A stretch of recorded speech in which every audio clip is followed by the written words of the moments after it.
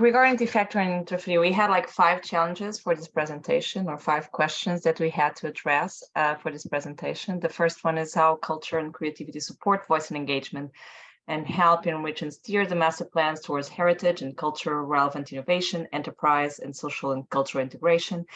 And on our end, like what we think is that the articulation of the factor with Trafaria's urban regeneration master plan and the emergence of IIT, which is the Institute of Art and Technology that is planned to be in Trafaria, in this context has boosted the emergence of community projects, which didn't exist so far, of creative and innovative occupation of meanwhile spaces. So we don't have a definitive space just yet. We have limitations accessing like our building that's not yet in construction, but I think that like we were able to mobilize the areas surrounding the Presidio to activate these spaces and develop cultural activities. And most importantly, we are convinced the IIT catalyzes these new social and cultural dynamics, enhancing symbiotic uses of art and technology to empower the community in this emerging project. So right now we are looking into having the Digital Media Festival. We're going to have the Taya from the artist Vitor Gama, like curated by Carla Fernandes. And we think that giving this visibility to these projects will enable the local community to have more access in the future to this these new developments in the art and technology field, and like very connected to the academia world, obviously being an university. And having said that, like I'd like to have my colleagues walk you through the activities that we had connected to this point, and I'll give the floor to Margarida Brito for the walkscapes, and then to Carla Fernandes for the bottom-up museum and team mapping and the tire. Thank you. Thank you, Raquel, and hi everyone again. We're going to keep this really short, as you know, it's supposed to, to keep it between 20 minutes. So anyway, as many of you already know, the Nomadic Territories was a cycle of walks that aimed at contributing to the understanding of Trafaria through a direct involvement with the place and its various communities. So it was based on routes defined by different invited participants. All of them were creators that work on different scopes like art, architecture, theater, dance, sound. So Trafaria was mainly crossed through different perspectives and addressed, as we wrote in the slide, not only as a territory with specific geographic and physical features, but also as a place that embodies stories and memories, as well as a political and social space.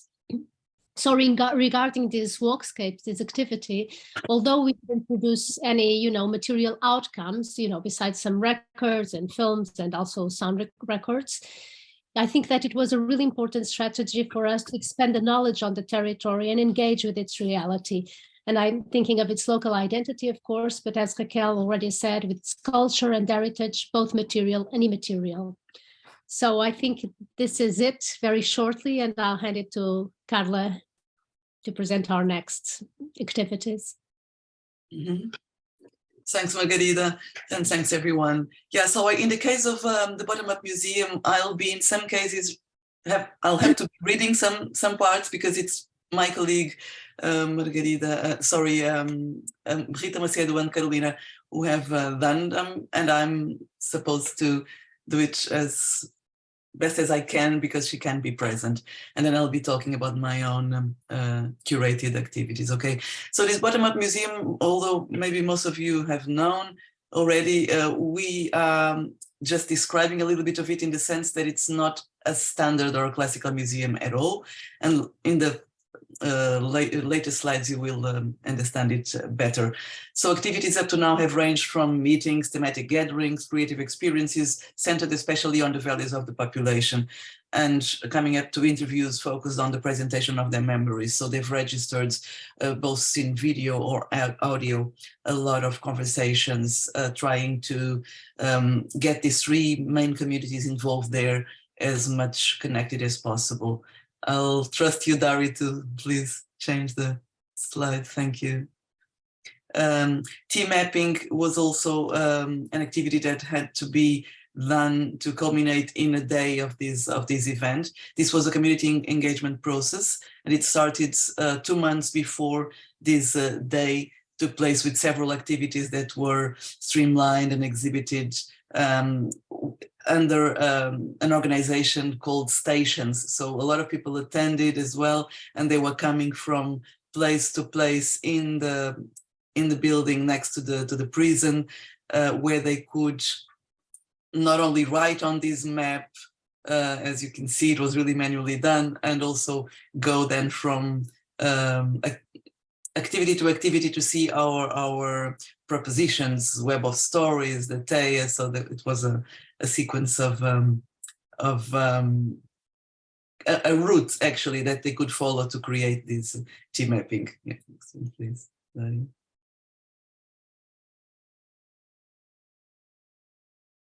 Yeah, I don't know if the videos will work here, but yeah, let's see. At least just some seconds, I think, because we have several. This is the area, the prison, and then Rita was there.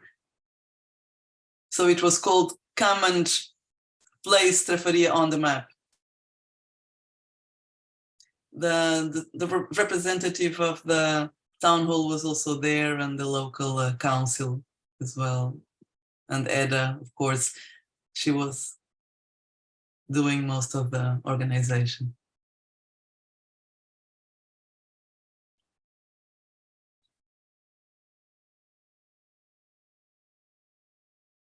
I think I would add to this what is relevant within this experience and this video shows is really like how engaging the community, like how to have a voice within the rebuilding of the space, right? So that's why we wanted to include the video, because I think it reflects, like you, that you were there, like as well as Eva and Laura and Ella.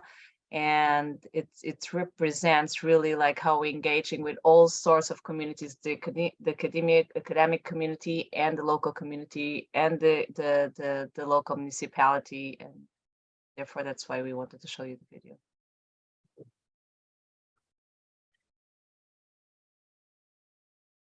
Do you think we have time to show the entire video, Raquel? Okay. I don't know, like, what's your timing? So this video is about like 2 minutes. So like, I don't know, do you need to speak? So it's really on you to decide. Want me to stop? Yeah, You can stop. Yeah, I think you have a feeling already that it was really very, very active and lots of people were attending. So I think we did a good step towards organizing more and more of these meetings for interaction between both communities and, of course, our academic community as well. Yeah, we decided actually in these slides to try to respond to the questions that we received from you, Dario, and so we'll give the examples under each of the questions. Okay. So of course the IT will be located not yet, but in the former prison, in the former prison, which has been central in the history and identity of Trafaria, but has been inaccessible until now. We are changing that narrative by enabling the population to engage with the presidios through cultural activities, as you've seen, and having an active say on what's relevant for them and what the IET should be. So trying to open the conversation as much as possible, please. So again, with Fadiagens, this was, I'm not just giving you a flavor of some of the activities we've done, including more people of the communities. So here, let's see, this was an itinerant fado show. We will not have sound, which is really a pity in this case, because it's a mixture of fado with a local fanfare, a small one led by Marta Miranda on the right. And it was really incredibly active. We went from place to place in 3 different cafes and associations, and people were going through the streets behind us with all the musicians and the fado singers, and then stopping in each place and singing with the public, because most of these songs are known by the community, and the local singers are some younger people, some older ones. So the mixture was really from children to elderly. This was one of the parts outside when we didn't fit because the cafe was too small to fit everyone. Again, I think we can stop it here. Thanks. Yeah, here the sound was really missing. The slam poetry was also attracting lots of people, especially youngsters. We've done already 2 events, one in 21 and the other one last year. We'll repeat it hopefully this year as well, always in the summer. In this case, it strongly supported voice engagement, so responding to the question, and contributed to cultural relevant innovation and social integration. And this is because it was organized in, first of all, a workshop which the ones interested in participating who had registered, we had 11 in the first case, and then first year, and then 9 in the second year. So learning with known teachers of this genre of poetry. And of course, the topics being kind of social intervention, they include really the topics that affect also Trafaria area: domestic violence, unfortunately raping of young women, poverty in the area, drug addiction. And we had this then second phase where after the workshop of 3 days, the ones who wanted to then show their new poems, because this is all about unpublished poems, of course, they then could present them in an audience still without the competition. And then the last day was with the public competition. It was really nice because we asked the people in the audience spontaneously to be the jury, to give the points to choose the winner. So it was really, even a very, very young teenager was participating. It was again, I think, really powerful to not only transmit their worries, but also to interact with the people in the audience then later on. And also one thing to be said is that this is, please change the slide, maybe already, Dario, thanks.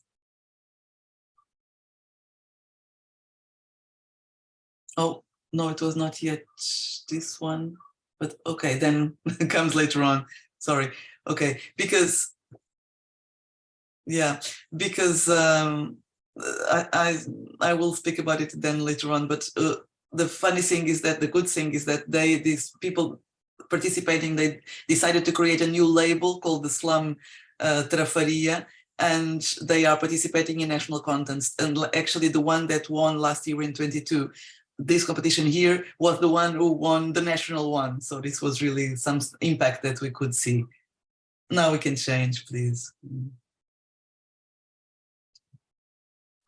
I think that will address, sorry, Carla, to interrupt, but like, I think what's relevant from these examples and what Carlos just said now about like expanding the footprint of like the participants on the Poetry Slam is the fact that, like, as you're asking, how can we potentiate the activities that we're having locally and becoming more resilient throughout the time, and how people from the community can have impact from those activities and perpetuate those learnings and replicate in different areas. And that's why, like, we included this example. And I think that, like, the fact that that competitor went to the national competition is important. Yeah, and even won it, so it's really great. We're very happy celebrating with him. He's a young man from Angola, by the way, in Africa. So then the next kind of large and complex, not really activity, but a work of art that will have a strong impact, we hope, is a large scale art installation that will be installed. We are now in negotiations either inside or outside the prison because of the building now site inside. But the idea is that not only Victor Gama will try to start installing it now this spring, if conditions are granted, and then give workshops as well to local people interested in understanding how you build such a light. It's a light, it looks really big, and it is big, it's going to be very high, but it's a very light structure that will be illuminating with luminescence fiber, and the idea is that, as you can read, it symbolically represents the fishing nets, but also metaphorically referring to the nets and routes of connections amongst the old fishermen, but also residents, of course, and the stories of the early prisoners in the fortress. And this will be especially to be seen at night also from the river. So the idea is that with a creative art piece, it's okay, we will also not only tell about the story of this connection, but also involve young people who possibly will be even interested in the courses to be taught later on in the Institute of Engineering, light, and all kinds of technology involved in artistic installations. Okay, thanks. So coming to the next question, if you read it, we believe that more than art per se, the creative approach does enable revealing reality and a story that hasn't been told, at least in this area until now.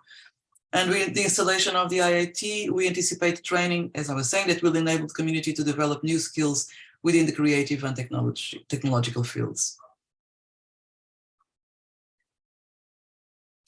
Yeah, this was the slide I thought was coming after the other one. So after these slam poetry events, even the local fado singers have been more encouraged to organize regular events. They've been singing more often in these places and informally. And again, it's kind of a prompt. The fado musician starts, and then the ones who are in the cafe can follow, and creating a mixture of what we call this vagabond fado. So that's actually the fadiagens is a mixture of fado with the vagabonds and spontaneity in the songs that sometimes are even changing the lyrics according to the situation at the moment. And this is really interesting. So this has already said about the slam, now this new label that they've created, even with the badge that they've done, really with a lot of volunteering efforts. And you see them. Yeah. Next question, regarding the challenges and conflicts. Of course, the biggest challenge so far has been the diversity encountered in the three main areas. So they often don't mix, they don't talk together, even though they are sometimes 2 kilometers from each other. It's really very interesting and complex phenomenon. So our activities until now have become a contact point between these identities, and that live so close to each other but so far away. And I think, and we think that even more my colleagues from the Bottom-Up Museum will confirm that this has been the case. I'm really happy about it. Please. So I've just added here that the co-creation of a new identity of the area should acknowledge its specific pasts, exploring and valorizing stories, community assets, and heritage in the area. The residents from different neighborhoods are being stimulated to engage with each other, sharing knowledge about local heritage. Connections are being placed between the academic environment and the community, and the artistic creative activities will connect local citizens, academics, and either our local non-governmental association closely working with us. Now I'll really read it on behalf of my colleague Rita Macedo. So you should imagine this museum in a new light, being a kind of antithesis to what is generally understood by the word museum as we know it. Instead of a set of experts deciding what the museum and its collection will be, it is the population themselves who get to choose and make the collection. The museum begins without a building and no fixed collection yet, but it's above all a social tool and an ongoing process. In this way, it's not a museum at all, and the population will create the new nomenclature. So we will, of course, at the end have several, as you've seen in the video even already, but several collections of stories and audiovisual materials, but there will not be a building or a fixed room, and that's actually not the idea behind it. Okay, so they've organized lots of different activities as well.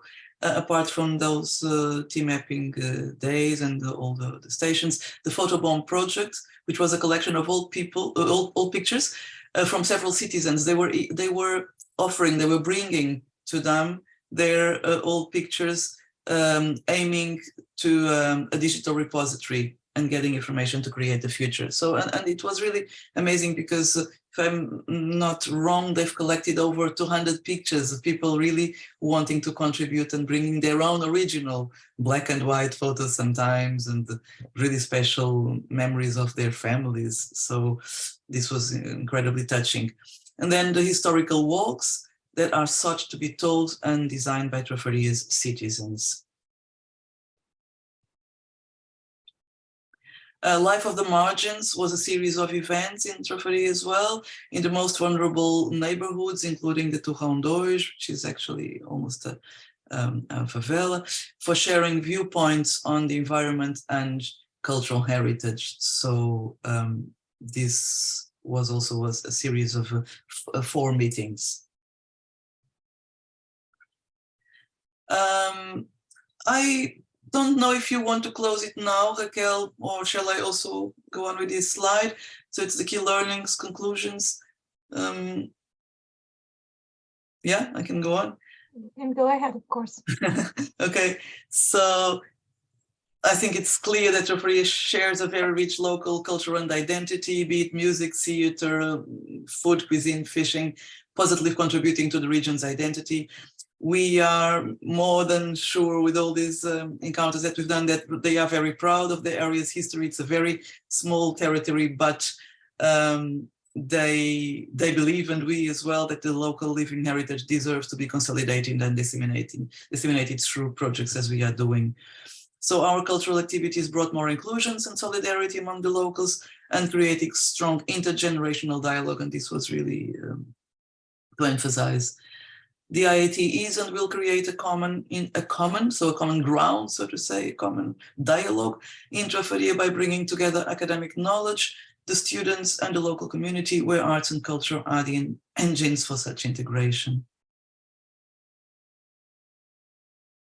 And yeah, thanks a lot. This is it. Thank you, Carla, and yeah, Raquel, Margarida. Yeah, so you presented a lot of things all together. Okay, well, they're all connected somehow by inquiring, the local heritage and even the more than local, I would say, heritage in some cases. I don't know if there are some questions. Yeah, no, just let's say sort of question, if I can say so. And thank you so much to the Portuguese team for this presentation. Super clear, super fascinating. No, my question is, being there, to me, really, Trafaria was probably one of the most fascinating pilots, exactly because of the unique history of this place, but also for the fact that, as you have told us so many times, gentrification is already there, right? There are already the signs and the evidence of these taking place and creating displacement and really pain in people. So my question is, to what extent do you feel that these different activities are somehow helping create some collective awareness, collective politics of the right to stay, right? So how this can help somehow create cohesion about that, and to preserve identity, protect heritage, protect people in the end. So how do you feel that these are somehow helping creating these awareness? I hope my question is clear. Yes, I think it is. Carla, do you want to address the question? I can, but you too, of course. Go ahead. No, go ahead. No, please. No. I just wanted to say that it's really, first of all, it's a question of time. It takes an enormous amount of time to get closer to these people and to gain their confidence. So this is really something that we cannot evaluate at the moment yet, because I understand your question that the activities seem to take place in a specific time and then are not always continuing, with the exception of the slam poetry or the fado singers naturally. But one thing that we do need is to spread the word in a stronger way, which we are actually now doing from this month to June with a series of podcasts. I had talked to Dario in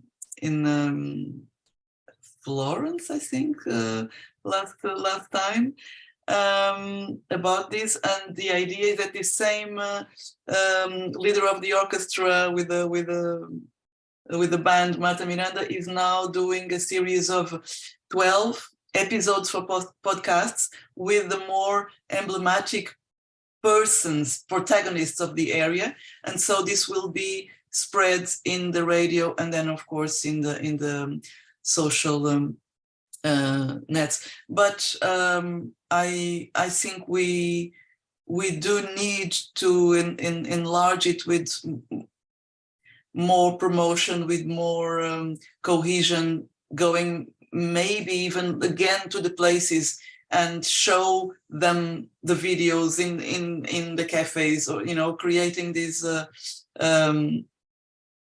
personal impact, because in such vulnerable areas you can only start by individuality. From if you really reach the confidence of someone that is a well-known person there, then it spreads as a snowball, but normally not with policy, or that's my feeling. But I'm sorry, now Rita is not here, she could say more about the experience. Thank you, Carla, but it's already, I think that the point that you always have to start from people is, yeah. Mm-hmm. Thank you. Yes, I was just going to add, Laura, that, when you look at all these activities, I think that it's very evident that one of our main concerns was to, try to make those communities participants of all the programs. It's not something that is imposed on the territory as, something that comes from university or wherever, but something that is relation and really involves them. So we really wanted to make them feel part of the process. And I think this is a key idea for all these initiatives. Mm-hmm. Thanks. Can I ask you a question? Please, sorry. please, Valeria. No, please. Okay. So congratulations. It's very, very interesting activities. 2 questions, mainly one maybe more related to what you were saying now, Carla. I saw many people participating to this event. So what were your channels of communicating these events? And in your view, does the people that participated were representatives of just a part of the territory, or and in case yes, what kind? So I saw many young people, for example. And the other question, just again, a curiosity. You said the team mapping was starting 2 months before. So what does that exactly mean? So what was the process to arrive there? Oh, I hope I can really be clear enough on behalf of my colleague, because I was not involved in that process. But what I've accompanied was that they've spent these 2 months, especially with Carolina, our anthropologist in the project, creating exactly these bridges with the people. So going from place to place, sometimes even visiting people's houses, and going to the cafe or to the place where the young people meet and say, who shall I talk with? Really trying to, as an anthropologist, go subtly, but from the personal perspective again. So it was 2 months of recognizing the territory, and that's why it was even called a mapping, so that they could then invite the ones that would participate in the stations, and even write on the map and so on. So it's a process of identifying the ones that would be then more available. Okay, so I would add to that we obviously had more channels for distributing the communication. Mm-hmm. So we obviously have our communication channels within the university. Mm-hmm. So it's obviously a different type of public, but we are disseminating the information regarding our activities in the university channels, whether the social media or the website and whatnot. So I think that enables us to have a kind of a mix of audience in the activity, which is really interesting. So it's also giving visibility of Trafaria to someone that's not actually from Trafaria, but to diversify the population. And like, again, like from at the beginning of my slides, the first slide addressing the fact that we want to create a common with the IIT, and the common will be a community that's not only the Trafaria individuals, the people from Trafaria, but also like academia, and outside of academia, like a broader access to Trafaria.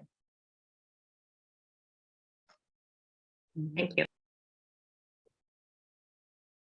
Thanks also for this Q&A session. Okay, one thing I add just from my experience as a bridger here is that these activities were also key to start collaborating with some organizations that were already on the ground and somehow were there before EAT, no? So it's important also to consider that, yeah, the activity per se had a big meaning, okay, but also the process of somehow doing the activity helped infrastructuring in terms of relation, yeah, what the team wanted to propose and do with local actors. Okay, so yeah, I'm talking the EDA, but since I was there's not only EDA, there are many other associations that, especially in the PT mapping, I saw them participating. So somehow all this has also been a way with a, I would say, a cultural, using culture, okay, to somehow enter into a community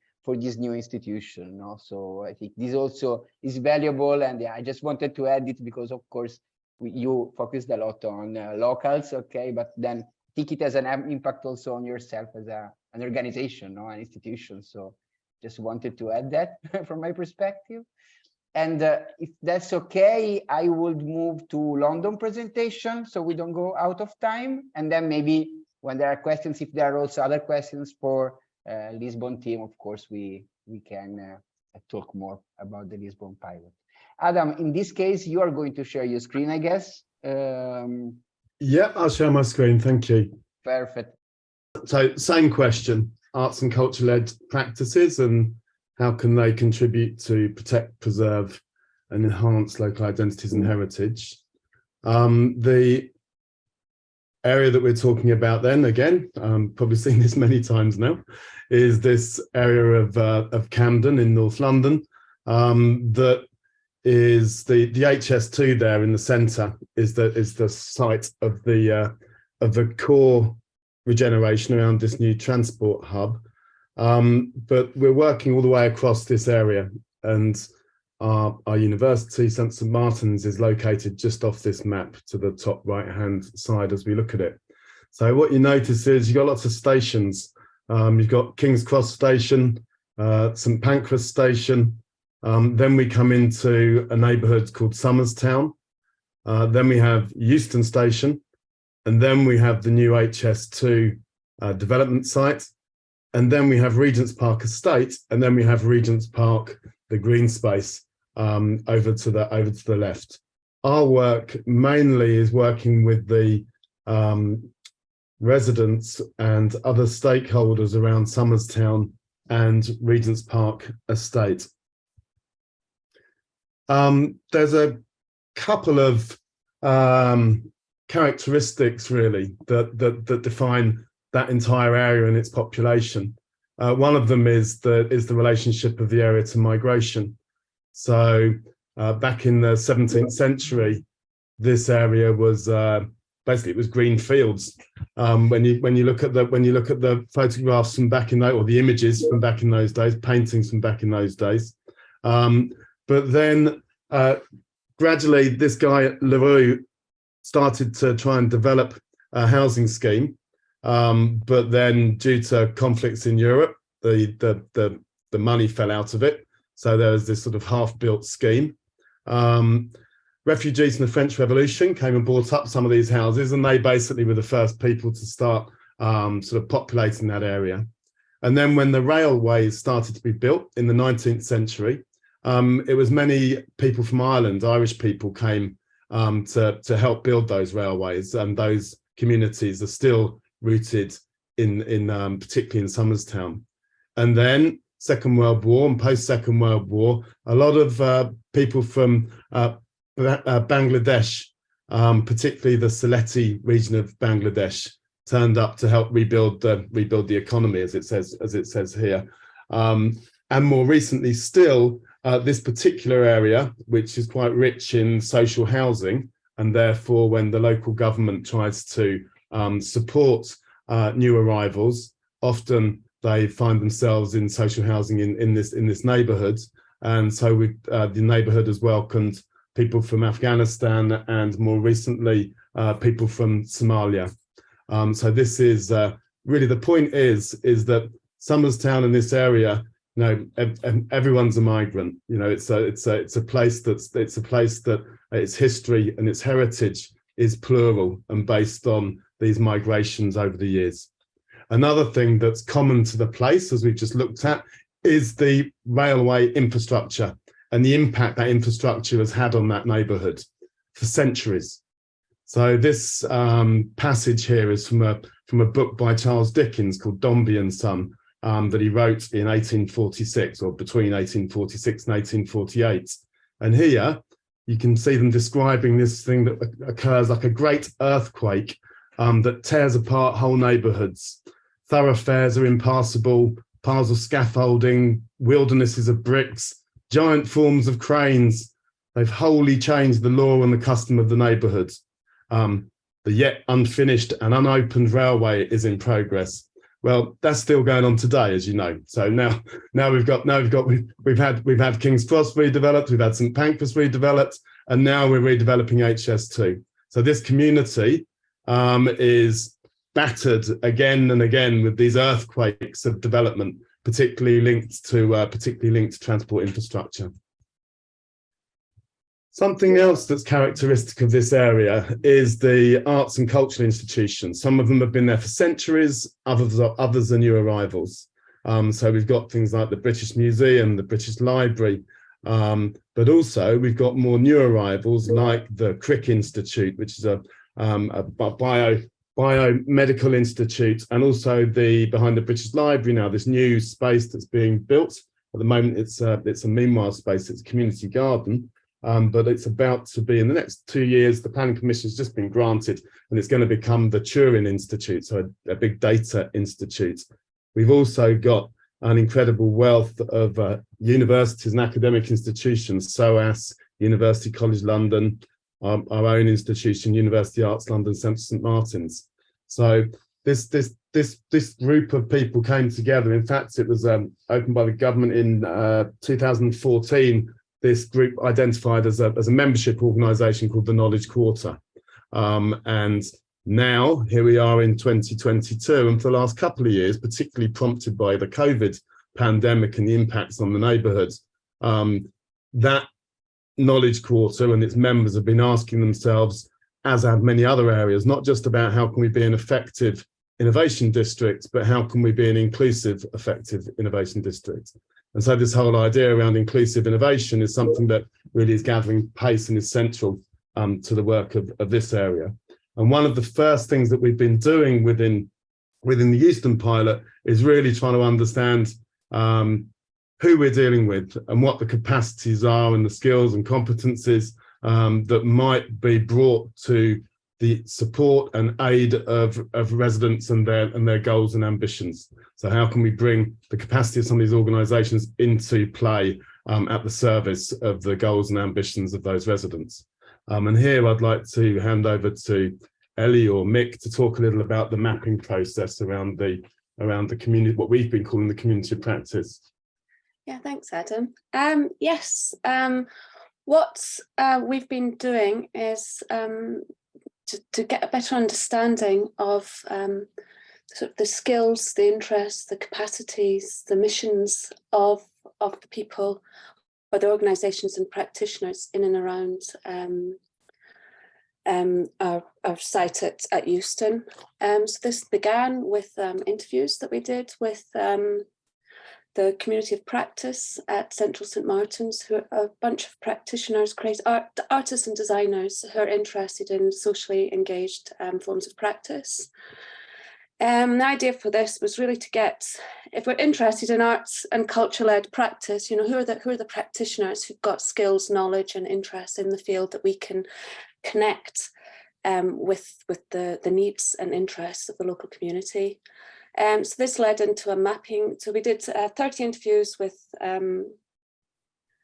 the practitioners at CSM, and what was interesting from there was that we have a set of common values. We have some difference amongst the community, but also a sense of common values that was shared across these diverse fields of creative practice. So generally people were left-leaning in their politics, they were interested in learning, in the environment, in collaboration, and there were different methods that were discussed with regards to that.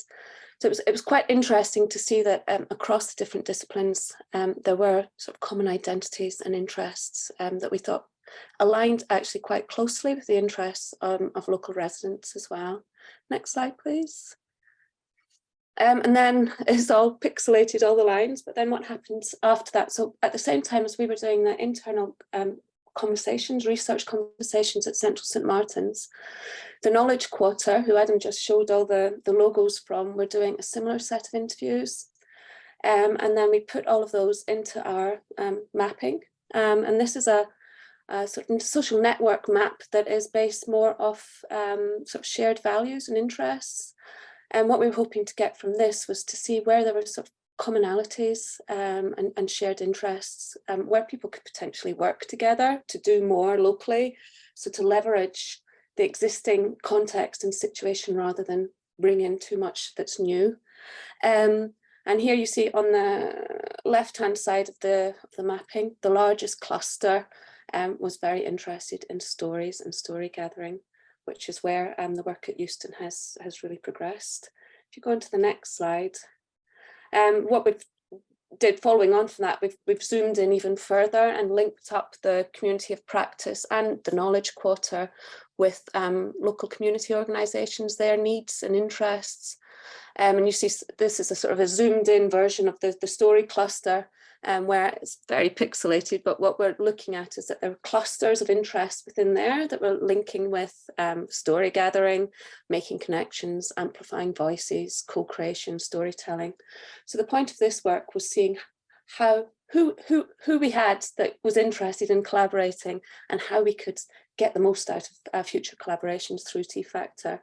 So the last slide I was wanting to talk about is just really that the idea of this work has been to think how we can really embed the practices of Central St Martin's and combine that with the interests of the Knowledge Quarter, of the business side of things, and link that very closely with sort of local identities and histories to kind of get this new emerging identity in and around Euston. And that was all I was wanting to say about that. Can we pass back on to you, Adam? Yeah, great. Thanks for that, Ellie. So this is really, as Ellie just said, finding out who some of the players are and what the capacities are and what they might be able to contribute to some of the narratives and some of the goals of the residents. Going to spin back now to talk about some of the history and how that feeds forward as heritage. So going back to Somerstown, very early examples of social housing. And then this guy, Father Basil Jellicoe, turned up about 1924, helped establish this thing called the St Pancras House Improvement Society, an incredibly radical reformer whose cry was that housing is not enough. It's not just about houses. It's basically about houses that are fit to live in, with gardens, trees, ponds, swings, other amenities. And it should not cost more than the cost that residents are paying for their old insanitary housing that they're living in at the moment. So referring to that, because basically there is a history of social housing, and there is a history of trying to ensure that social housing is high quality and drives up the well-being of its residents, who were when this guy turned up in the 1920s, who were very poorly underserved by their housing. One of the things that he did when he was working and sort of developing this social housing, he also commissioned this guy Gilbert Bayes, who was a sculptor of the time, and Gilbert Bayes was all about art in everyday life.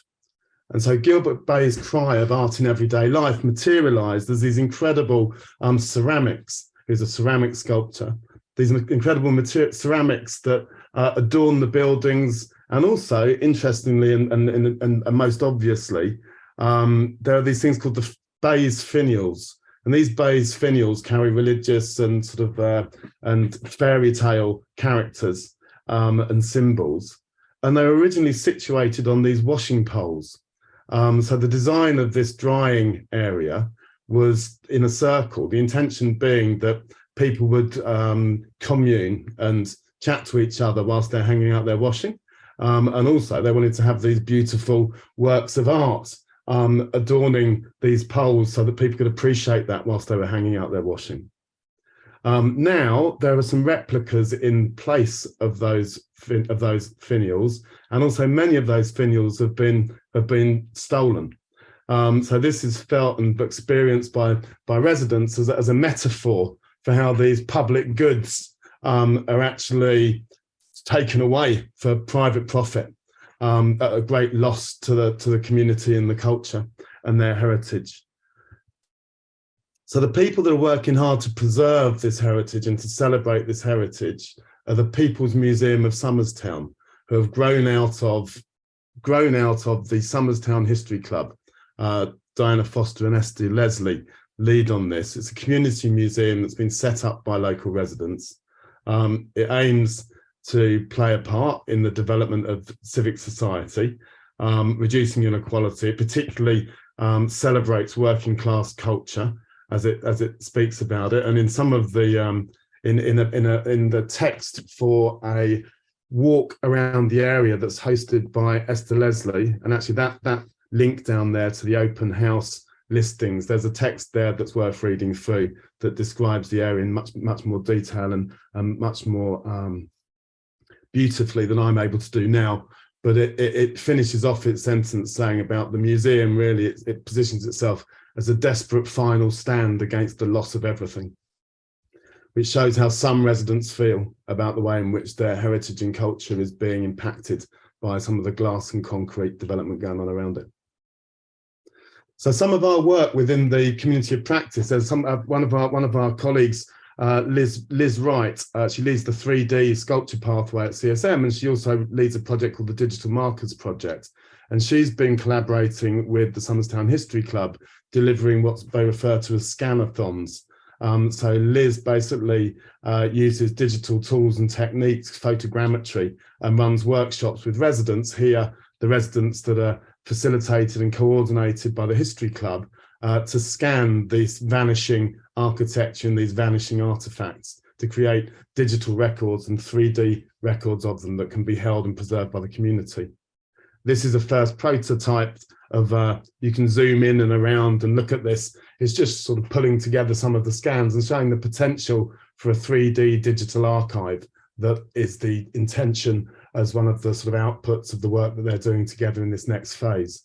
And also these 3D visual images can be combined with some of the digital marker technology that Liz and colleagues has been developing, so it can be place specific and accessed in a local area network in specific places, linking up with the heritage trail that the History Club is implementing.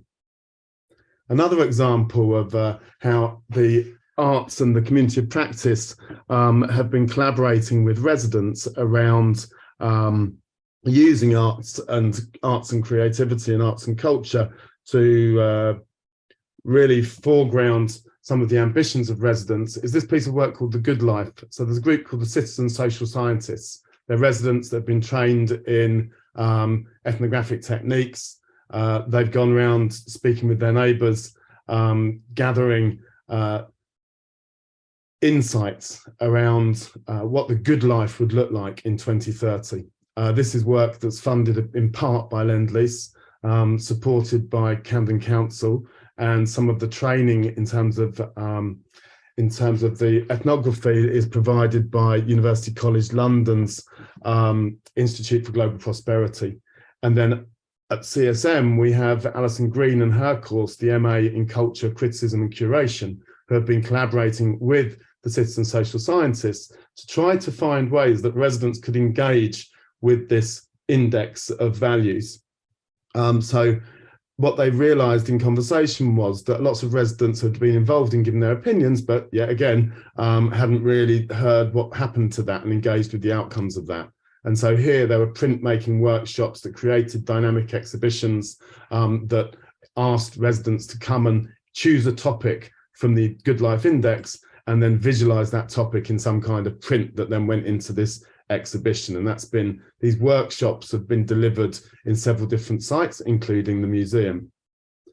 Another characteristic of the area is Charlton Street Market, runs through the heart of Somers Town.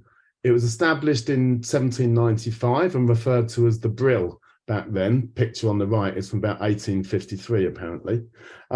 Many of the people that live around that area almost feel that when you hear people talk, it's as though the health of the market is a metaphor for the health of the neighbourhood or the health of the community. There's about 117 pitches for stalls, opportunities for stalls. There's about 3 stalls that turn up on a Friday, rather than the 117 that do have a licence to trade on Wednesday, Thursday and Friday. So at the moment, the market's not in great health, and there are great ambitions to try and move that forward.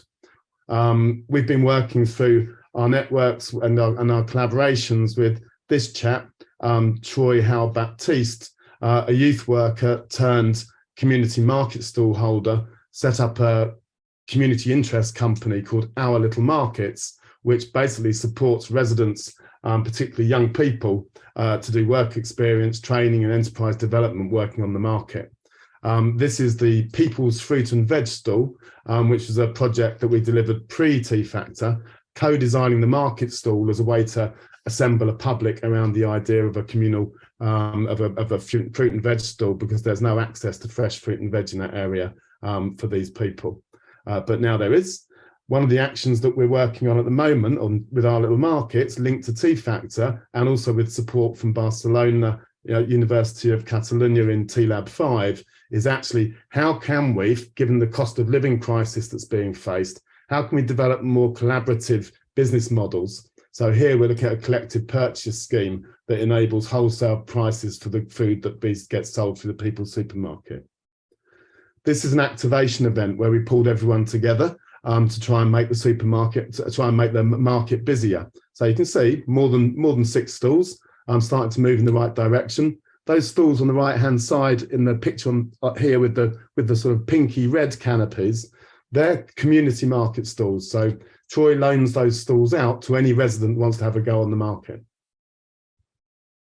What we're trying to do now moving forward with this next phase that links into the sort of health of the market and trying to promote the health of the market is this thing that we're calling the Circular Economy Market Hub, which will be led by Troy and his team with Our Little Markets. The idea is trying to broker these recycled goods and objects that are created in the make space and in other areas nearby so that they can be sold on those community market stalls. And the hub is where those transactions and that booking the market stalls and all that type of activity is intended to happen in Charlton Street. The other part of the area that we've been looking at is Regent's Park Estate and the neighbourhoods we've been working in over there. To talk about the impacts on Regent's Park Estate of this development, this probably gives you a good idea. Top right-hand picture, top right-hand corner of this, those pink and yellow blocks, 1, 2, 3, 4, 5, 6 blocks we can see there, they've all been evacuated because of the impacts of noise and pollution coming from the HS2 development works. These grey blocks, numbered 1, 2, 3, 4, 5, this is infill development, they call it, where those people have been rehoused in properties that have been built by the council to replace the ones that they've been ejected from. This quote on the left-hand side is from a journalist called Hugh Pearman, talking about that infill development. He says, the quality is palpable. I suppose this is the bricky new London vernacular, but it's a distinct cut above most of it all. If all new council housing was designed to these standards, we'd be living in the New Jerusalem. which is apt in a way, because to my mind, the 1950s Regent's Park estate was planned and built with much the same ambition. So we've just heard about how in Somerstown, Father Basil Jellicoe said that housing is not enough and had these real aspirations for social housing. Now we're seeing that the council, with its infill development, has tried to deliver the best quality housing it can. And actually that draws on a heritage in Regent's Park estate that this journalist, architecture journalist, is talking about from the 1950s. That is Regent's Park estate in the 1950s. Aspirational, huge children's play area in the centre. They've got children's art galleries, children's garages, children's cycle tracks, children's climbing and building centres. It's absolutely incredible. There's a film made by Pathé News at the time that details more of that. That's not the story now. There's also a more ancient heritage that goes back for the estate that we've been celebrating with residents that have been bringing us these stories, and we've been uncovering these heritage, some of these histories. There's 3 market squares, only one of which ever really got activated. But Clarence Gardens, one of those market squares that was intended for fruit and veg, actually that's a site that the residents have been inspired by and have wanted to use that market reference in Clarence Gardens to activate some of their own activities. Also the story tree, there's a 350-year-old tree that sits in the centre of the estate, and the residents love this tree and want to know what it's seen and feel that it could tell a lot of stories about the good times and the bad times on the estate. There's the story of Mary Neal, who was a suffragette and social worker who lived in Cumberland Market, set up a thing called the Esperance Club for Girls. And in the Esperance Club for Girls, this was getting a lot of women at that time that were seamstresses in the area. It was one of the big industries there, but they were in terrible working conditions. And they had these dance troupes, one of the early women's Morris dancing teams. Often they were men that were doing the dancing. Now there's a group called Remix Dance that we work a lot with, who perhaps they're a contemporary equivalent. Who knows? They're certainly incredibly well attended.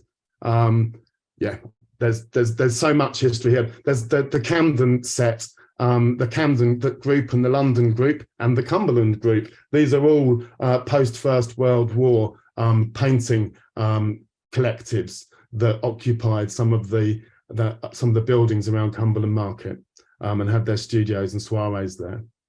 There is, I'm not going to dwell on this, but because the residents we work with want to promote the positive identity about the area, but often, all too often, it's a negative identity that's associated with this area linked to violence and particularly youth violence. And there's been a number of murders there, drive-by shootings, stabbings over the recent decades. So community safety is a massive issue in the estate, and many of the positive majority want to address that. This idea of how do you build these relationships through art, this is something that we did at the very early stages, supporting Fitzrovian Youth in Action to basically create hoarding artworks for some of the hoardings that were going around the Euston development, but prior to that weren't being created by local people. These are some of the Regent's Park community champions. They exist already. They were there. They sort of came along. We were working with Ellie in the middle there with the pink hair, Fitzrovia Youth in Action. She's one of the Fitzrovia Youth in Action youth workers. We've been working with Ellie for a couple of years. Then Camden Council funded Fitzrovia Youth in Action to establish the community champions to drive up health and well-being of residents on the estate and represent resident interests. This is a handful of them that were turning up to do some painting. We'll talk more about that in a bit. But they're representative of a core group of about 30 or 40 of these local residents, all ages, that actually reach out to a wider group of hundreds of local residents that attend events and get involved. And it's through the community champions that we support the work in Regent's Park Estate. We've been walking and mapping with them, identifying places they want to celebrate and places they want to improve. Come to running ideas workshops and supporting ideas workshops, collecting stories on Padlets that are site specific and mapping them on Google Maps and other physical maps. Gathering stories. This is the tree, which they now call the story tree. We've been prototyping what a story trail might look like, because this is their idea. The champions love the tree, love the stories of the estate, the positive stories, want to create a trail that crosses the estate, joining up the green spaces north to south, and also joining up the new station with Regent's Park, the big green space, cutting across the estate east to west. They also want this to be a safe route. So they want to improve the lighting, make it a safer area for people to walk in, and activate that route as well with different types of events. And they want to also make public realm installations at sites along that trail. And these public realm installations will carry the stories and some of the public realm improvement ideas that the residents have been gathering from their pop-up engagements over the last couple of years. This was a festival, Regent's Park Festival, that originally we were talking about it as being the Festival of Stories. But then it was more easily recognised by people as the Regent's Park Estate Festival, Community Festival. This is Duncan, who Ellie was talking about earlier. Duncan is one of the is a reader at St Martin's. He's a reader in ceramics and community engagement. He runs an organisation called the Playground Collective, and they joined in Clarence Gardens, inspired by the story tree. They use clay to gather people's stories, make an object that tells the story, and put it on the tree. This was also a prototype of what a 3D marker wayfinder might look like. Could we have? Would this be the sort of thing that might be a wayfinding tool for the story trail? This is Clarence Gardens, where, at certain points, well, last summer, that was Clarence Gardens. A year to the day almost, or by a week, a year to the day, there were 2 shootings in Clarence Gardens. But then a year later, this was happening there. This is Clarence Gardens at night. People were very concerned about it at night. So they got together and delivered the illumination market. This was inspired by the fact that they realised now from their historical research that Clarence Gardens used to be a market, or was built to be a market. So they said, okay, well, let's make it a market. Let's make it a market at night and put lots of lights up and make it less scary and celebrate it. So this is how some of that history and heritage sort of fed forward to address some of the concerns around community safety. That's the mayor celebrating with some of the Fitzrovia Youth in Action workers. This is gateway to the estate. This is where the residents imagined that the story trail might start because it's closest to Euston Station.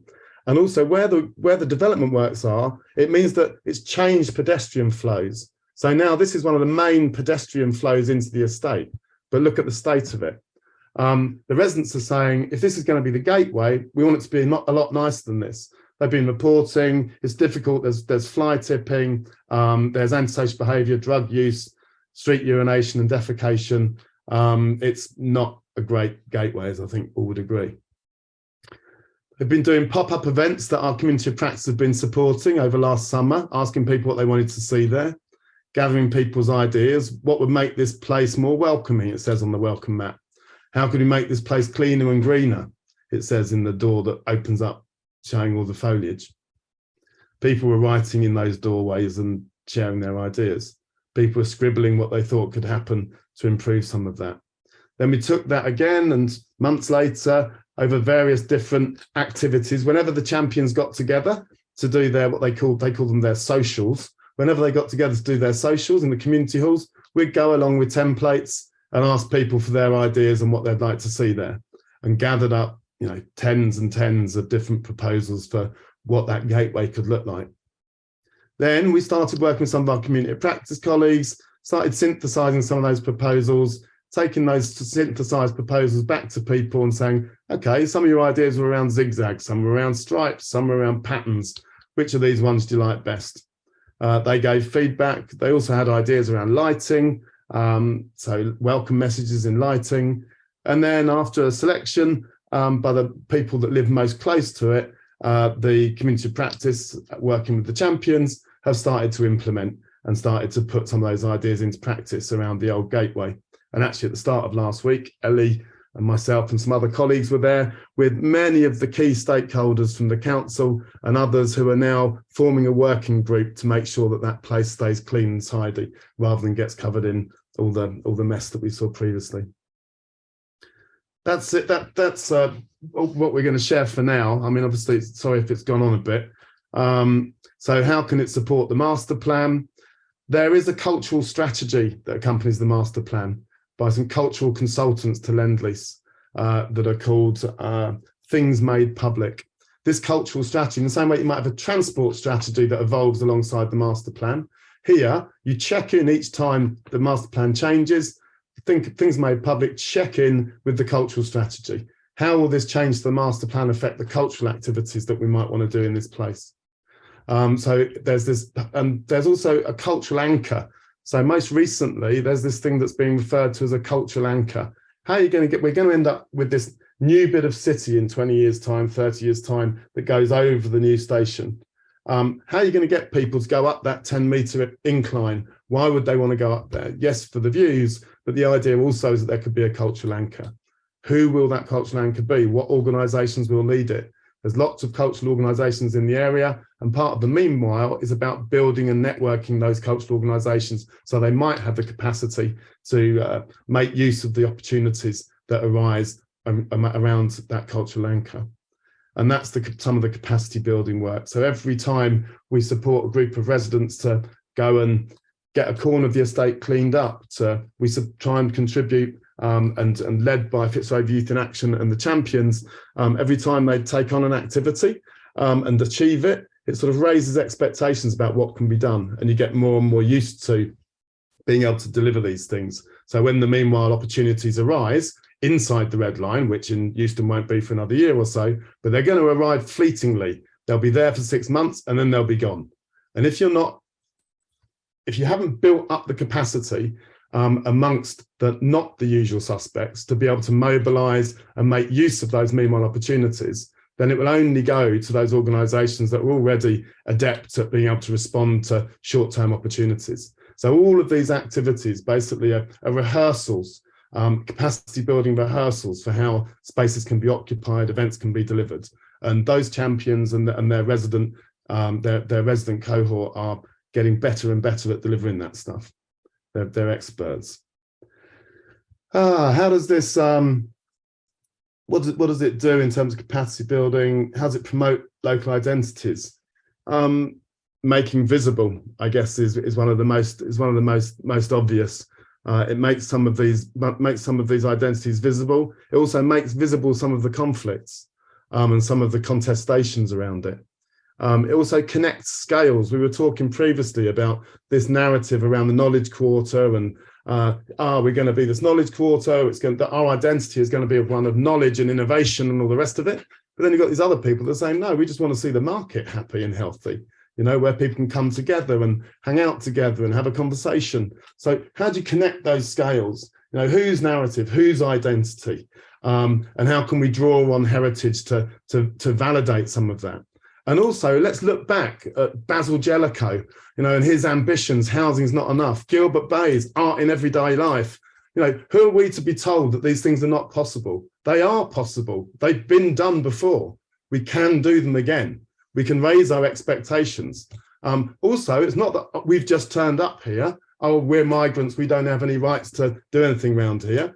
We can see from the history and the heritage that actually this place is built by migrants. We're all migrants at some point. And actually that's what's enriched this culture to where it is now. So I think that heritage actually can be leveraged and is leveraged through being made visible to raise expectations and to also raise people's ownership of a place and belonging in a place and raise those aspirations. What we would say, this is the thing about precedent and possibility.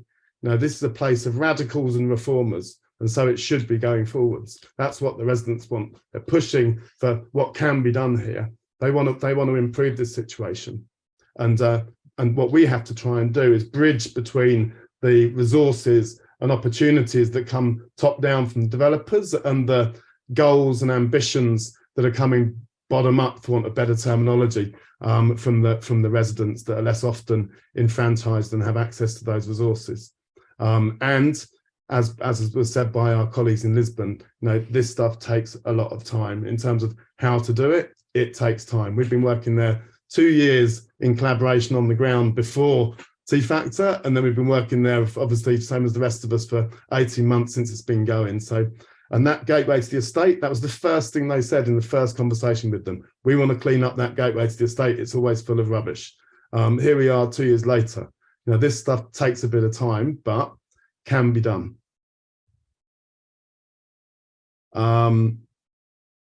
Yeah, and then these are some sort of points for discussion. This is an interesting one, the way in which language matters. We talk about missions, and there's a mission economy, mission this, mission that. What we've realized through some of the conversations we've been having, for some, mission is a colonizing term. Narratives matter. We know who tells the story, whose story is told. So what have we learned? We've learned, really, it's better to support rather than lead. It's better to amplify rather than author. And it's better to share new ideas rather than suggest new ideas. So really, ours is the role to support and to bring the privileges and capacities that we have within our community of practice to the service of those residents that don't as often have access to those goods and those resources. That I think, yeah, we can go on forever, but I will stop, and thanks for listening. And thanks for your presentation, Adam. I think it was full of inspiring points. Okay, I don't know if I don't want to steal time to others. I think there are questions. I saw already someone writing in the chat. So I'm sure Patricia maybe also had us want to say something. But anyway, anyone who wants, please ask something. Okay, thank you. Very, very nice and inspiring presentation, Adam. And I was just chatting with Dario even that this is very close to what we are planning in some aspects to what we are planning in Kaunas, because we are going to go through personal stories and testimonials as an anchor for recovering or discovering the identity of the place. Also looking back at the history of the place, which already has been before the war connected to innovation, and the municipality is also planning to have innovative businesses coming in. My question is, while listening to your presentation, because I didn't get it clearly, maybe you said it and I missed it. For the Summer of Stories, the whole activity around collecting the stories and explaining the heritage of the place, whose job was it to actually collect those stories, and who provided the stories, and how much of it was private, how much was more of objective from archives, etc. Because what you talked about is a lot of like objective history, and I was wondering if you also put in those personal testimonials and stories. And on the in connection to that, in Kaunas we had a lot of discussion about how to transform those stories later on, because the idea is also to put it in the area somehow. So maybe similarly to what you have done in London, or maybe in a different way. One of the ideas was to perhaps pick some of those stories, put them as murals on the wall that is surrounding the whole area. And then we started to discuss social justice. Do you pay the artist? Is the author of the story, if it's a personal story, also somehow paid for it? Or do they come in? How much of the cooperation is there between the, let's say, people providing the story and person who is trying to transform it into something more palatable to the audience? Yes. And how do you take into account the fact that not every author of the story is very much interested in having it transformed in a particular way? So they should be co-authors, or maybe they say, okay, I told my story, you can do whatever you want with that. So these are some of the issues we are talking about in Kaunas. Perhaps you already had this kind of conversation in London. So that would be the question, just around those stories and building identity through discovering those stories. Because as I mentioned, we are trying to do something similar in Kano, so this kind of explanation would be very good for us. Perhaps we could learn more and do it in some more different or similar matter. Sure, way. I mean, we can feedback now, or we can pick it up later. But very briefly, I'd say that the stories are collected in many different ways. So every time there is a social or a pop-up event in Cumberland Market, in Everton Mews, so sometimes there are people going and doing, some of the residents have been trained to do interviews that they're turning into podcasts. There's a radio station that they've set up at the bottom of one of the tower blocks. And so they're getting together and sort of doing these oral histories. Others are collecting stories in clay there, the objects that Duncan was inviting people to make an object that sort of sits at the center of your story. Others are just cards where we're asking people, we have a washing line that's like a timeline, and we just hang it up and people come and write on the card and pin it on the timeline, pin it on the washing line where the story is. There was a circle called Talkioke at the like a karaoke, but for talking, which was like a round table discussion that's hosted by a particular group from Old Diorama that were part of the festival. They're gathering stories. So many different groups are gathering stories in many different ways. Old Diorama Art Centre, Regent's Park Community Champions, Fitzrovia Youth in Action, some of the members of the COP working in collaboration with the champions are collecting all these stories in different ways. They're being gathered up. How are we transforming them? We are supporting, now we just got funding, 150,000 from HS2. So this is the community champions have got this funding. Old Diorama will be managing this funding. And what that funding's to do is to pay to transform those stories into installations. So the idea is that there are 10 installations, each with a budget of £10,000. Those installations respond to a brief. The briefs are developed by this group that are called community curators. So there will be 3 residents that are paid and trained to be the curators of these stories. The intention being there's a place, a set of stories attached to that place, and a set of ideas for public realm improvements attached to that place. Those 3 elements are brought together to create a brief. That brief is given to open call. Anybody can respond to the open call. The residents in the 10 hyperlocal judging panels for the 10 destinations will decide what gets built, and then the £10,000 gets passed over for the building of it. So that's the methodology that's being applied to try and implement this over the next 12, 18 months. Mick maybe has more to say on some of this.